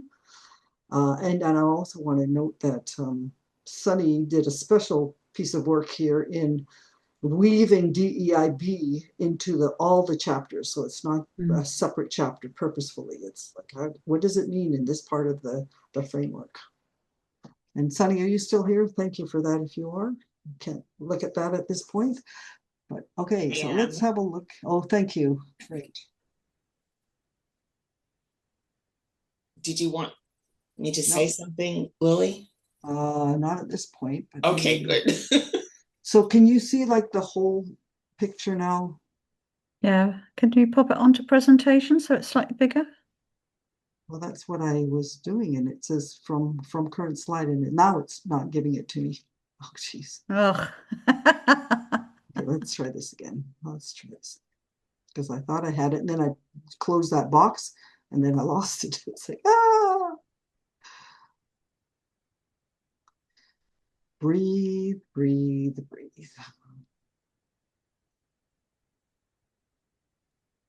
We could see it well enough, Lily, if it's a difficulty.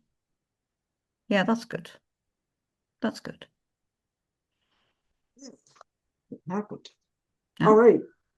So these are the 7 elements to the circles framework, and starting with configuring groups. So this is about, supervision starts long before you actually hold a group session. We need to think through certain elements of, what kind of group do we want? Is it a specialized one, like, for example, team coaching supervision, or is it going to be in a certain language, or is it going to be groups of newer coaches and more experienced coaches? And in my case, I have one that's supervisors in the group, so supervision plus coaching. So thinking through elements, what are we charging for it? What's the time zone? Because if you've got people in different time zones, we've got to think through that as well. Frequency. So there's a number of things to think through before actually convening the group. And then there's the initiating agreements, which is about how do we, when do the agreements start? Do they start before the session? Do we start during the session? And how do we keep that, how do we keep the agreements alive in a session as well? The R is for relational practice. And you'll note that relational practice and systemic influences are the two kind of flowy lines that cut through everything, always looking at what are the systemic influences. And we had a great conversation this morning about the system that we work in. And then the relational practice that was mentioned earlier is what's the relationships? Because when you think about, if, say, for example, you have 5 members of a group, you've got as a supervisor, you have a relationship with each of them, and then you have a relationship with 2 or 3 of them as a group, and then you have a relationship with all of them together, and then there are relationships within the group as well that you may or may not know about. And how do we work with those kind of dynamics in the space? And what does it take to create a space where, or co-create a space where everyone feels safe enough to do the work that needs to be done? And someone mentioned it earlier, like, this is a safe enough space. We don't want it totally comfortable. We want some discomfort at times. And it's not our role, as Jonathan mentioned, it's not our role to create the space. We co-create it, because I can't tell anyone that this is a safe space. At least that's my bias. And I get really annoyed when people say to me in a group, this is a safe space. Well, you don't know. I might be safe right now, but maybe later something's going to activate me where I don't feel safe. And what do we do about that in a group if that happens with somebody? What's our agreement there? So we're trying to, or we're wanting to, or our intention is to surface these kind of conversations that need to happen about what's the space that we're working in and working with. And then at the beginning of a group, we're working on co-creating coherence. And this is sort of like the forming stage of the forming, norming, performing, and norming of the Tucker model. And this is specific to supervision groups. And what does that look like? And how do we co-create that space? And how do we norm what's going to happen in this group? And if we can get past that one, then we get to liberating wisdom. This is where we can do some really deep work, where the group feels safe enough to go wherever they want and not feel judged. And they can tell you things that are shameful to them potentially and feel supported in this group. And then the E stands for ending intentionally. Often we don't end well in our groups, any kind of groups. It kind of drops off. And so what is it? What's the practice as supervisors to co-create? How do we ending individual sessions and then also ending the larger group sessions? So if we have 8 in a group, in a series, or 5 or whatever that is, what's that ending like? And what happens when people leave in the middle of a group? What's the ending that you might need to attend to in those kind of situations? And then the S is the systemic influences, what is going on in the system, in the field that we need to pay attention to. So that's a really brief look at the framework itself. And then we have 3 separate. Could I just add a couple of things? Yeah, absolutely. Go back. So just really about the color of the diagram. What you'll notice is the kind of pink ones are more sort of process oriented. And then the relational practice, we describe it in the book as the golden thread that connects all of those processes. And the systemic influence is like the group it has its own systemic dynamics, but also it's embedded in the wider system. So that's a bit about the color coding. Thank you. One of the things that I just want to perhaps provoke, might that be the right word? When we were developing this, we were looking at the difference that happens between groups in terms of some groups they work really well, but they never get to a really deep level. Other groups seem to start at a deep level, so that might be the difference between co-creating coherence and liberating wisdom. Be interesting to see what you guys are noticing. I wanted to go back to some of the debrief from the breakout rooms, and not all, but many of the things that we noticed that help differentiate between good and great if you use that terminology. I can see that some people would suggest an alternative, but it's about what the supervisor does. And actually, one of the things we notice in liberating wisdom is actually we were left wondering what our role is because so much is happening naturally in the group, almost without us. So there's something perhaps to think about, what is it that, what's our role? What do we do? And what do we not do? So just wanted to offer that in connection with some of the debrief. So happy Thank to you. move on. Thank you. And it's also during each stage of the formation of the group is like at the beginning, we may be a little bit more directive. We may be a little bit more hands-on. We get to liberating wisdom often. And Michelle and I had a little chuckle about, we almost don't even need to be there anymore. And That's yet there right. is still a role for us as the supervisor.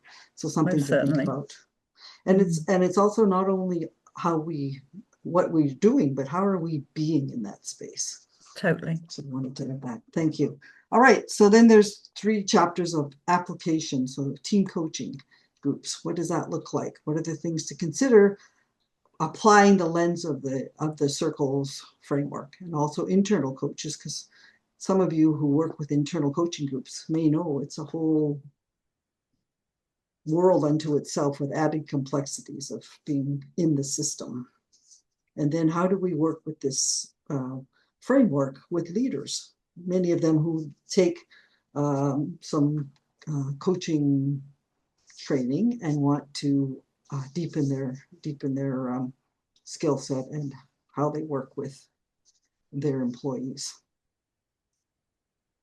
All right, that's too much talking. So let's go back into a breakout room, and you get to choose which letter you're going to work with. So you've got the CIRCLES. When Michelle opens the breakout rooms, they will be the 7 letters, and you choose which one is speaking to you to dive into a bit deeper. And then the questions are, what is your supervision experience of this particular letter? And then what would one step to better look like in this letter? Is that clear? Any questions at all about the question in the breakouts?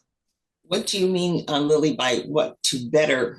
You mean to make it more effective? Is that what you mean by to better? Make it more effective, improve, all of that. All right, so the rooms are open. Okay, and then choose a room. Feel free to choose whichever one you'd like to talk. And I think we've got about 10 minutes, 10 minutes, yes, to chew this over with some colleagues.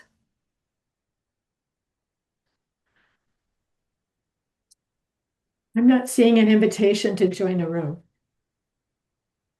Oh, and nobody's joined. Oh, well, somebody's joined. You have to click on join breakout room, which might be under more. Yeah, scroll down. If you scroll down further, list of the people, you will see the groups.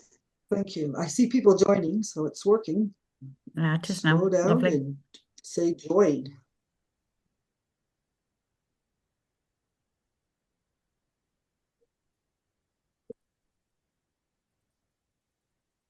Could you repeat the directions, please? So the circles, CIRCLES, No, I each mean have their own the room. directions, Lily, the directions to get in the room. I missed that. Oh, okay. So under more. You go under more. Thank you. And you say join a room. Okay, sure enough, there it is. Thank you. There they are. Magic. I Oh, didn't and get then the invitation either. Oh, well, then you choose the room you want to join. Yes. I get it. That was I This didn't is get new it. for some people. Yes. Yeah. This is great, eh? Yeah, a new learning. Lily, I'm on my phone temporarily and I can't figure it out. Could you just put me in any room? Who's that? Who's that? This is Deb Howard. Oh, thanks, Deb. Okay. It Where would do you work want to for go? me too. Thank you. Where would you like to go, Deb? Any place. You have two devices. Which one I is your know. phone? Which one is your phone? Oh. Is it Deb? Oh, Are you still here? I think I've moved. Yeah, I'm here. Okay, so you have to move the other one too. Okay, done. I didn't find the menu to join a room. So if you would like to send me. Can Do you Where would you have, like to go? Let's go And to one of the rooms that doesn't have many people in it. How's that? Thank Oh, you. they're pretty evenly they're pretty spaced. even. This is great. I've assigned her.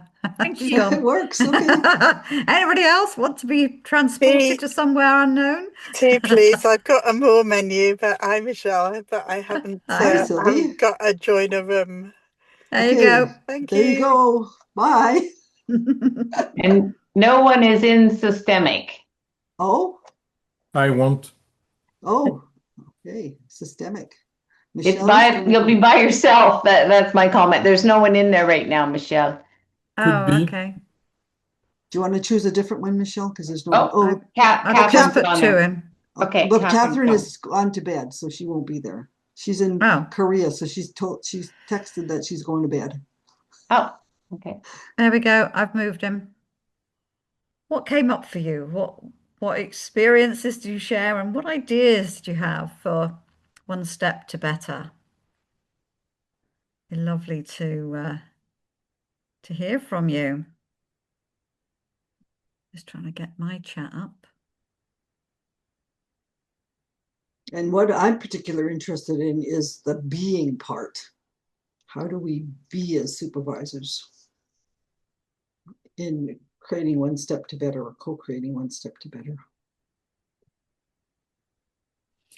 I can go, even though it's going to be out of order, because we're going to start with E instead of C. Is that okay for the facilitators? Absolutely. This is not by.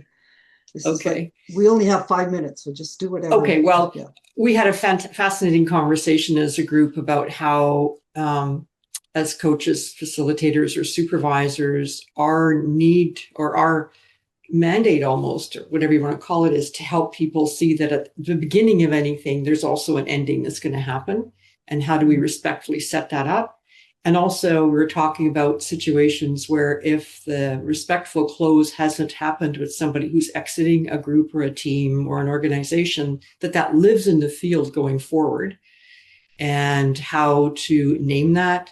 And of course, that's often from the work of John Whittington's like systemic constellations that Lily and team brought to the island, which if you haven't done it, part 2 is coming back, or it's coming back in May. Fantastic course.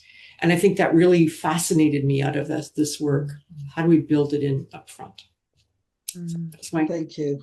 Yes, thank and you to the that's part great of group. this. That's part of the systemic stuff that's living in the system, is if there isn't a good ending, that we carry those clients with us, or we carry that group with us, and we wonder what happened. And I also love Jonathan's point about the contracting about relational issues.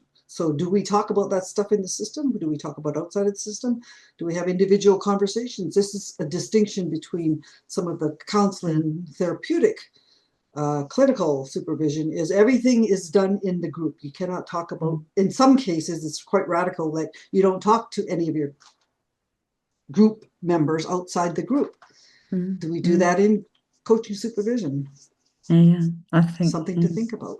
Yeah, I think thanks, it's Laurie. true. This one of those nuances that we started to pick up when we thought about distinctions. Same with your point, Laurie, about ending intentionally. In fact, I just did a chemistry meeting today with a psychologist, and when I said, well, we need to think about the duration of our program, and you could see her go, what? She said, this is ongoing. I went, it might be, but we'll have distinct chapters. And again, I think that's one of the distinctions between the broader helping professions and coaching. We tend to be far more programmatic in our delivery. What else? So Paul is talking about initiating agreements different between open and closed.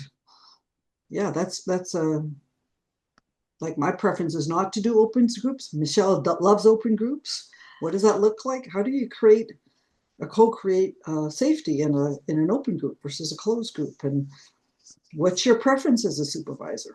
Lots of things to think about with that. Yeah, great. What else came up in your systems as you spoke for your groups? Contracting about contracting. we all know, or at least I think we all know that when there's a challenge in our groups or in coaching, 80% of the time, it's probably because of the contracting. So look at the contracting. What isn't being said? What are those, as John Whittington said, what are those secrets about the group? And where are the loyalties in the group? Because I notice sometimes if you have two people that come into a group that are buddies before they came into the group, it almost feels like they're playing off each other and doing stuff separate from the group. And how do you bring that back so that we're in a space where everyone feels that their time is equal and that they're all contributing in an as equal as possible way? We've probably got time for one more. Thank you. One more sharing. comment, thought.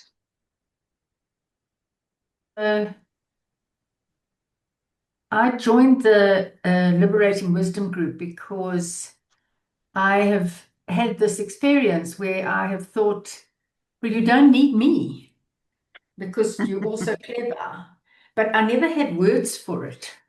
And so when I saw that and realized what it was about, I was actually so, it's wonderful when you can name something that you haven't been able to name before. So we had that conversation, but I've now got words for this. I have a name for it. And when I see it happening, I will be able to say to the group, you realize what's happening here now. So I just wanted to share that. Lovely, Sharon. Thank you for that. All right. So as we continue to think about groups, and I know some of you are thinking about creating groups and wondering if you're brave enough to do it or not. I've had conversations like that with some supervisors. So we do have a series of webinars that we're putting on free. They're advertised on LinkedIn. We're taking each of the chapters and doing a deep dive into them. So we've done all the way up to Liberating Wisdom last week. So there's a few more there if you want to take a picture of the slide, and then you go onto LinkedIn, and there's a opportunity to go onto Eventbrite and sign up for it, and you get the link. And everybody's welcome to conversations with us. Sorry, go ahead. I was just going to say, I'll try and put the link in the chat. Thank you. In the chat. And just to let you know that we got an extension on the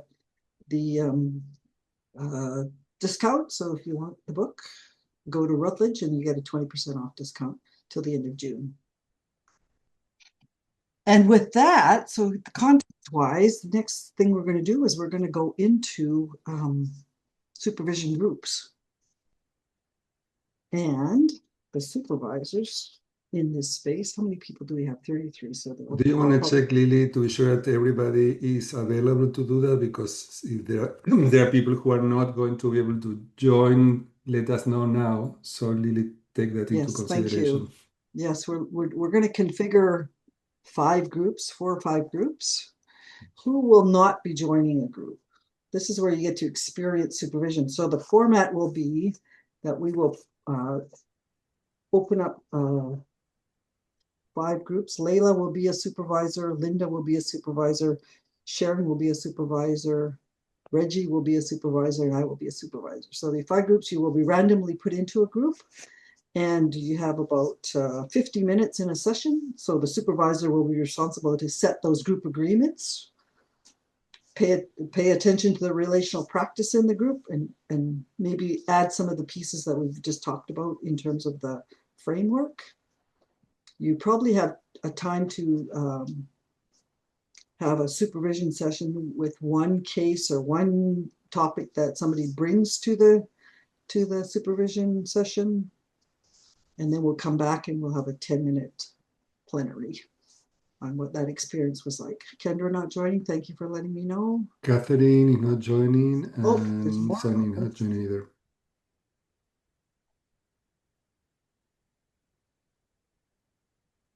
Okay, so I'm going to recreate the rooms. There will be... And Merle is not joining either.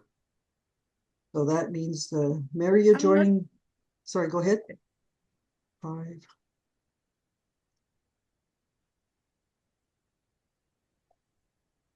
Is it through the three dots? Sorry, Lily. I tried to do that, but I don't find the right. No, I'm going to create the groups right now. Oh, thank you. And then I need to play around and move supervisors around. So just give me about 2 minutes to do that. But you're going to go into a group now, and then I have meanwhile, Lily is doing that, you may be thinking if you have a case that you want to bring, because each group will have 5 groups. Only one person can bring a case. So if you have something you want to work, it's a great opportunity. We have here supervisors and coaches. So maybe that's a good opportunity if there are the coaches who want to bring a case to explore. But anybody can be doing that. And then also, I was asked with Lily, we are considering using the book. I suggest everybody to get the book that Michelle and Lily put together. It's a great book. I had the chance to participate in the first one about contracting. And we are planning with Lily to do the group supervision program again. Like we have been offering that for a few years, and then we stopped doing it. And now that we have the book ready, we will continue with that in the second part of the year, starting in September. So if anybody is interested in that training, let us know. Okay, do I have a supervisor in each group? Reggie. I'm going to say goodbye. Lovely Thank to you, work with you Michelle. again, and go well. you, Michelle. I'm going to go and Bye-bye. have some supper. Thanks, Enjoy. Michelle. Thank you, Michelle. Thank you. Okay, so I've got Sharon in group 1 as a supervisor, Linda in group 2 as a supervisor, Reggie in group 3 as a supervisor, Layla in group 4 as a supervisor.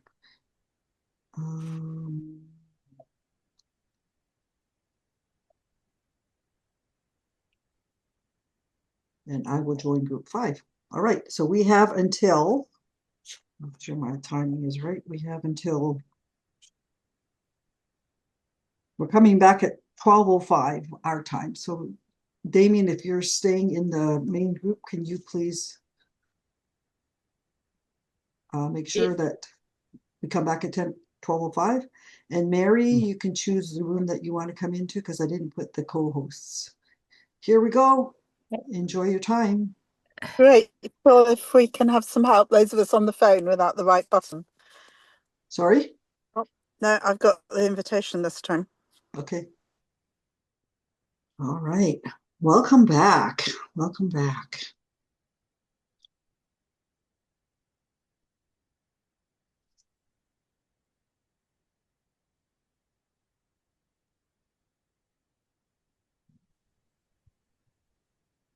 I think now everybody's back, Lily. Here we are. So an invitation for a debrief, and please do not continue supervising the person that was being supervised in your group. This is about the process, what your experience was like, what did you learn, how was the circles framework applied, if at all, what did you notice about the linking to the framework, anything you'd like to share about the process itself. And we have 9 minutes to do this, so feel free to use chat as well. Who has something they'd like to share? Benita. Yeah, okay, I'm off mute. Good. So I wanted to share that although we didn't consciously use the circles, Sharon Jansen was our supervisor, and she said right up front she wasn't familiar with it, so she didn't consciously use it, but she did. It was so interesting. So kudos to Sharon, and kudos and big thank you to Liliana for bringing her case forward. And because I was focusing on coherence, Liliana, English was her second language. Michelle, who joined us, it was also her second language. And then we had 2 English speakers, so there's some coherence that's needed there. And I thought Sharon did a beautiful job of weaving in feelings. Sharon and Michelle both of weaving in feelings, because feelings are not so limited in coherence. So I just wanted to share that. Lovely. Thank you for that.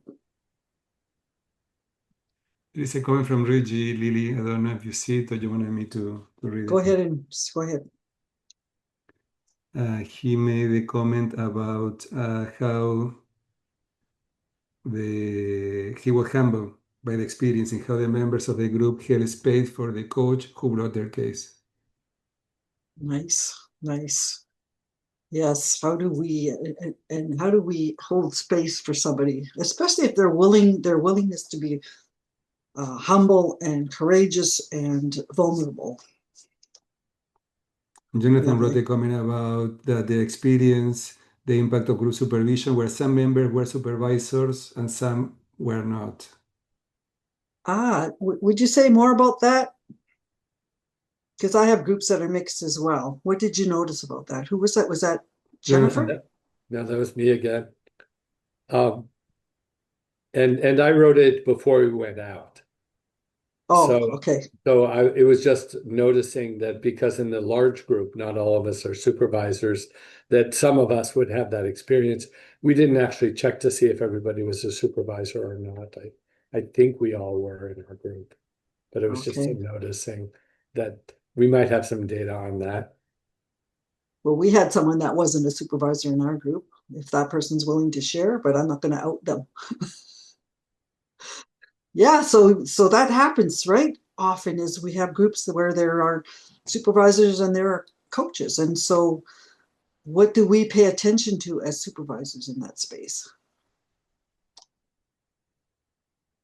Lovely, thank you. Any other thoughts, comments, reflections?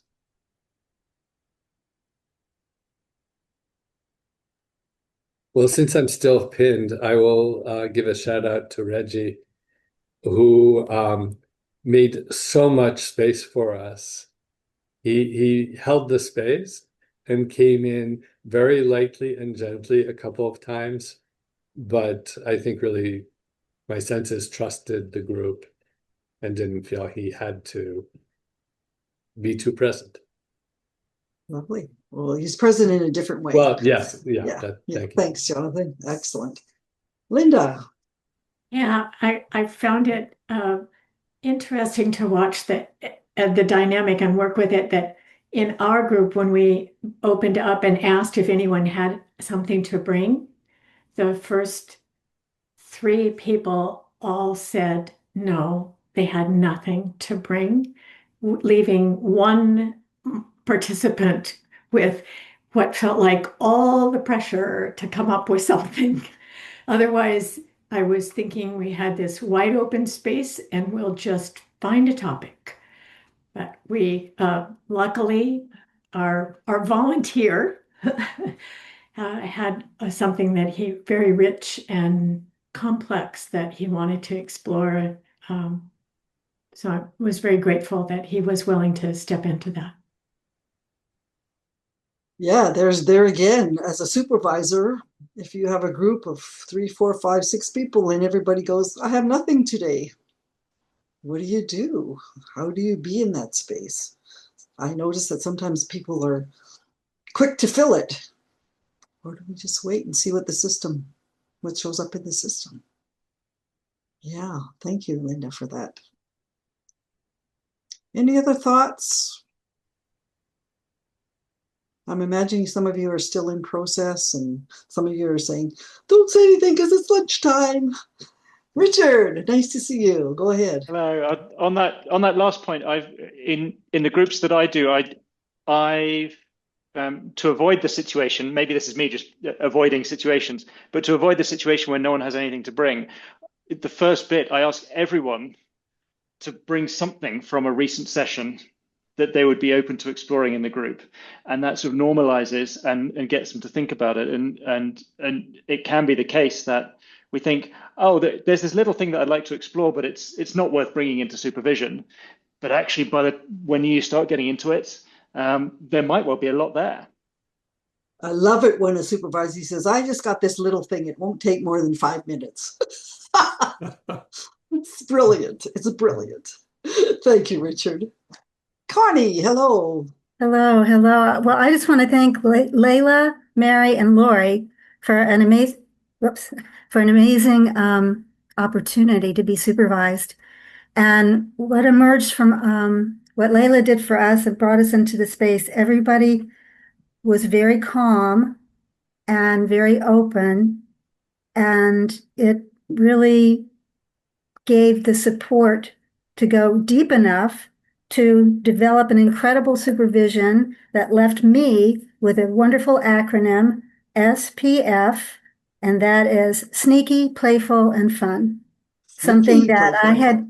I had not exercised any of those in a very long time, and it was amazing the way they were able to help me develop that as part of this, not a solution, but a way forward.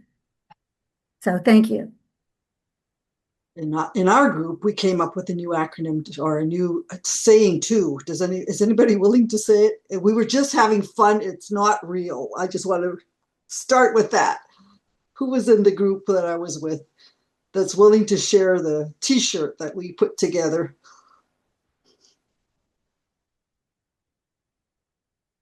I'll share it. Okay, go for it. Can you coach an asshole? Deb can share it because she was the supervisee. Can you coach an asshole? But we were having fun. That was not intended to be maligning anybody. Thank you, Deb. All right, well, we're at time. So time for a lunch break. We're going to take an hour and then we'll come back at BC time 1:15. So have a good break and we'll see you back. And we're going to start talking about systemic constellations. Yes, in the Thanks, afternoon everyone. we have two sessions that we are going to continue in person. One with Juana Tanasic, we're going to talk about systemic listening to the system, supervision through constellations, and then we have Saba. We're going to be talking about the quiet influences of our past on supervision, and both of them are coming to Victoria. And then the last session is going to be about masterminds. So maybe during the break, you want to consider an issue that you want to work on your business, something you want to start, or some feedback you want to learn from your colleagues in terms of best practices about anything you want to work on. So take the opportunity to explore. Everybody will have the same amount of time to explore an issue. Yeah, Good. and So I then think we feel free to log out and log back in a couple minutes before the session. Yeah, absolutely. go have Thanks. a whole hour. So we'll see you in an hour. Have a good break. Have a good sleep, Anita. Nice to see you. Bye. Bye, Layla. No, I'll go for a nap now. See you. See you later. Bye.